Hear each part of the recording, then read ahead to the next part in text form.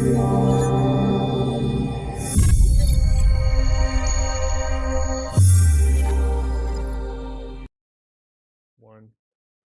Hey everybody, John Moore here, and I am a shamanic mentor, spiritual teacher from the great state of Maine in the US. And today I want to talk to you about omens, specifically how in shamanism we read omens. Now, let me preface this by saying that there are different cultural overlays to omen work. So, for example, in one culture, seeing a crow might have a very specific meaning, where in another culture, seeing a crow has a different meaning. And shamanism exists inside of cultures, therefore that overlay can have meaning for individual shamans. But I'm going to get to that in a moment. That being said, one thing I don't recommend if you want to get started in reading omens is looking things up in a book, looking things up in some sort of omen dictionary, dream dictionary, animal meanings, etc., etc., etc. Why?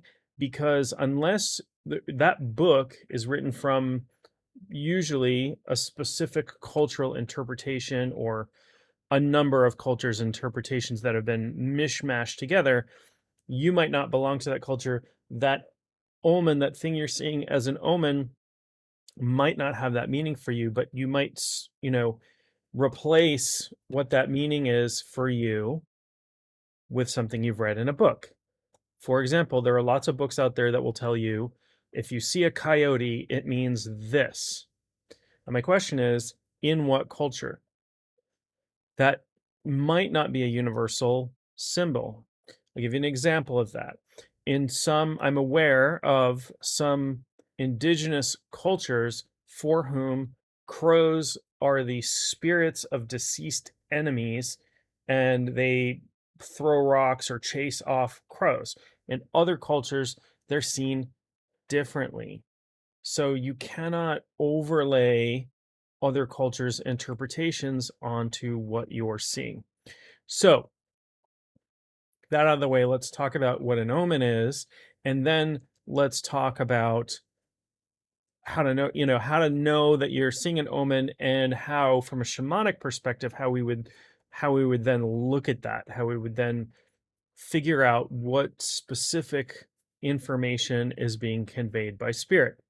So an omen is a message from spirit that happens in ordinary 3D reality. So it's not I'm getting something in, communication from spirit in my mind. It's I'm seeing something that has a significant meaning for me. An example of that is something that is out of place, or in particularly something that happens in a pattern, something that might be unusual, but something that happens in a pattern, or is very has a great deal of synchronicity to it. In other words, these two things coincide a lot. Therefore, in a way that defies sort of natural odds. So I'll give you a couple of examples from my lives, and I'm using birds a lot because there are a lot of bird omens in my life. This is not to say there are in yours. You might have different types of omens. So I see very often crows show up in unusual ways for me. I'll give you an example. One day I was driving by a farm down the road, and I see a bunch of crows hanging out. And then I see these other birds that are really interesting. And it turns out these crows were hanging out with geese, and around the geese were a bunch of sandhill cranes. Now, that's a very interesting combination of birds, and I've never seen sandhill cranes in this area. And crows, because there are a pattern in my life of crows showing up in unusual ways, this made me pay attention. Oh, this might be an omen. Then 2 days later, so we have the synchronicity of things happening close in time, I hear a ruckus up in the sky, not too far, a couple miles away from where I had seen the sandhill cranes with crows and geese. And I see a crow fighting with another bird. And I look up and it catches my attention. And right as that happened, a bald eagle flies through the sky right in the middle of this ruckus, right? So there are crows. I believe they were chasing off a hawk from a nest. I didn't see the beginning of it, but there are crows, attacking a pair of crows attacking this hawk. I look up and I see a bald eagle flying through. Never seen that before in my life. And it happened close together, and there were related beings. Okay, so this is an indicator to me that this may be an omen for me. So we have the element of synchronicity, the element of something unusual. Now, I see crows all the time. I live near farms. So not every time I see a crow, that is an omen. So that doesn't have necessarily meaning for me. They have to show up in an unusual pattern. And then I think, well, that might be an omen. So you can think about these things happening for you. So something really, really unusual happening. So in addition to that, I went to go do a house clearing one time. It was work that I sometimes do. Somebody asked me to come in and, smudge a house and clear it of any bad energy or any spirits I find there and make sure the house is nice. And this was a house that people hadn't moved into yet. They had just purchased it. They'd done some renovations. They were working on it, and the house was all sealed off. And I came in with somebody who was assisting me. That person, we closed the sealed off behind us. Person went into the bathroom and came out, and in the hallway there was a crow feather sitting there. Hadn't been there before, you know, obviously blew from somewhere, but it showed up in an unusual way and in really close um, synchronicity to the other events that happened with crows in my life. So there's a pattern. What do we do about this? Do I then go, you probably can guess, do I then go to a book of omens and an omen dictionary and look up what do crows mean? No, because I'm going to get somebody else's interpretation of that omen. Plus, having training in shamanism, I have skills, I have training, I have things that I've learned in ways to interpret omens. Now, the main tool in shamanism is shamanic journeying. And so I would then go into journey. There is a particular helping spirit that I work with for interpreting omens. And then I would go to that helping spirit and I would say, this is what's going on. Can you give me information about what that means for me? What's important? The question is, what's important for me to know here? Okay. What's important for me to know here? That's the question that I would go with. Now, if I were working with someone else, and in fact, these are things I would keep in mind when omens are showing up for me. But if a client comes to me and said, I had all of these things happen, do you think that's an omen? I might say, well, it sounds like it, but let me journey on your behalf, and I'll determine if there's meaning in those events for you, and if so, what that is. But let me ask you some questions. And then I would get a good sense of, okay, when this happened, what were you doing? What thoughts were going in through your head as that happened? What's going on in your life around that omen? Omens happen in context, okay? Now, omens are not always about predicting the future. I know that's what, maybe a popular view of them. If you see this on a Sunday, it means somebody in your family is going to have a baby, or you see this on a Wednesday, the old wives' tale omens, right? All of those things. That's not necessarily the case. An omen is just a message from spirit. It may be about what's going on in your life right now, or it may be, hey, you have a deceased loved one who wants to let you know that you're being watched and protected, or something. There's any manner of messages can come through, or it might be something about the future. Let me talk a little bit now about predicting the future. The future is not set in stone. The what predictions and omens and divination tells us about the future are probabilities. What is a probable outcome of current events? Okay. Um, if I have been drinking a lot and drinking a lot of alcohol and going to bed at 3 in the morning every night, um, and an omen comes across that says, you're going to lose your job. You're going to get fired from your job. Well, that is a very probable outcome, and I'm using a very exaggerated example here, but that's a very probable outcome of what's going on presently. Okay, can I change that outcome? Is it useless? Is the future written in stone?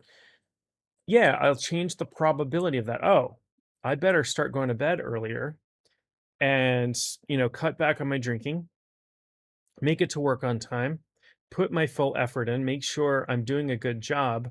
It's a warning. What good, what possible good would warnings about the future be if we were powerless to change anything, right? If we were powerless to do anything about it, it would be fairly useless. Yeah, it'd be interesting. Oh yeah, I'm gonna get fired on Tuesday. That's pretty cool. Maybe I won't wear any pants to work that day since I'm gonna get fired anyway. No, don't do that. This it's not set in stone. What we're looking at is probabilities. What is the most probable thing that can happen given current events, the path that you're on, what can happen? Some things may be relatively inevitable. Someday this body and mind will die. I can't prevent that. But what I can do is say, okay, if I know that things I'm doing are impacting my health, I might change them in a way that I live a little bit longer, or I have a happier end of life, or I might prepare things, to do that. But nobody's ever asked, and I don't think I would ever try to determine the exact date and time of somebody's death. I know there are stories of predictions out there, but I also know that there are things called self-fulfilling prophecies. If I think, I'm sure you've run into this, and you might be one of these people who are like, oh, everybody around me has a cold. I know I'm going to get sick. I know I'm going to get sick. I know I'm going to get sick. And sure enough, that person gets sick and goes, I knew I was going to get sick, right? The mind is very powerful. The mind will do its best to carry out the suggestions you give it. So what happens when people around me get sick is I tell myself, I'm going to be fine. I'm going to be completely healthy. I rarely get sick. Even I've had people, I've been surrounded by people with COVID. People in my house have had COVID multiple times, and I have never gotten it. I don't get that many colds. I don't get that many. I'm not saying that is 100% due to my mental attitude, but I'm saying that part of that is absolutely because of mental attitude. Out of it, apparently a strong immune system. But your immune system is listening to your suggestions as well, and it's listening to your fears. So you can, this is one of the dangers of omens that predict the future, have self-fulfilling prophecies. Oh, I know I'm going to get fired on Tuesday. I'm going to go into work with no pants on. Well, you're going to get fired on Tuesday if you do that. So therefore your prediction came true.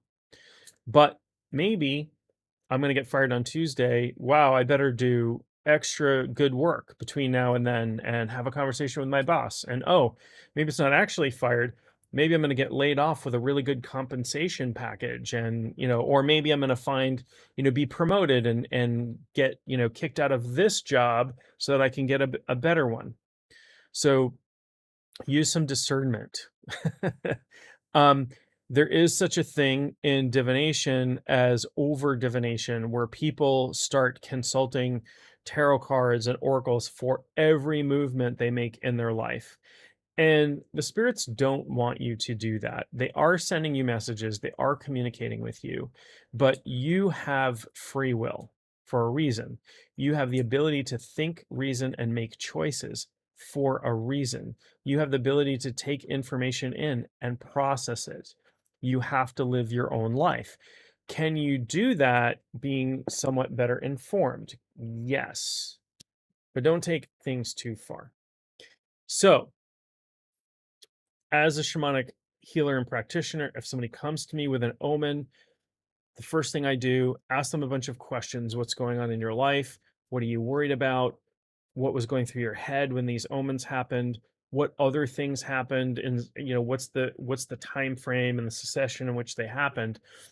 Then I'm going to perform a journey. I'm going to go into trance. I'm going to talk to particular helping spirit that I work with for omens, get whatever information spirit wants to provide, and then I'm going to come back and I'm going to deliver that to the person with as little of my own interpretation as possible. If you're reading omens for somebody else, it's important not to place too much of your own human interpretation on that, and just give the information over. So anyway, that is, at least from my perspective, how shamans read omens. I hope this has been helpful. Don't forget to subscribe to my channel, and I will talk to you soon.